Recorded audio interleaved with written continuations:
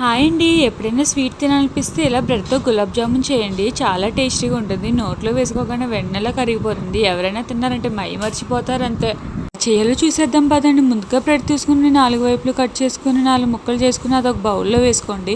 కొద్ది కొద్దిగా పాలు వేసుకుంటూ చపాతీ పిండిలా కలుపుకోవాలి. చపాతీ పిండిలా చేసిన తర్వాత చేతికి కొంచెం నెయ్యి రాసుకుని చిన్న చిన్న బాల్స్‌లా చేసుకోండి. అలా చేసుకుని పక్కన పెట్టుకోండి.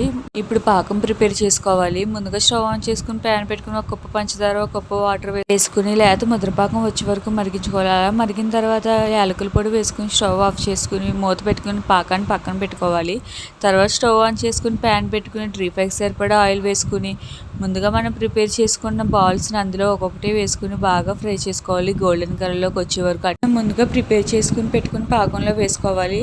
తర్వాత మళ్ళీ మిగిలినవి కూడా అలాగే చేసుకుని అటు ఇటు టర్న్ చేస్తూ బాగా గోల్డెన్ కలర్లోకి వచ్చే వరకు ఫ్రై చేసుకుని అవి కూడా తీసుకుని పాకంలో వేసుకుని ఒక 4 గంటలు మూత పెట్టుకున్న తర్వాత మూత ఓపెన్ చేసి ఒక బౌల్లోకి సర్వ్ చేసుకుని తింటే ఉంటుంది చూడు.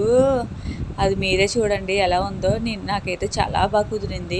మా ఇంట్లో వాళ్ళకి కూడా బాగా నచ్చింది. మీరు ఒకసారి ట్రై చేసి చూడండి. ఎలా వచ్చిందో కామెంట్ చేయండి.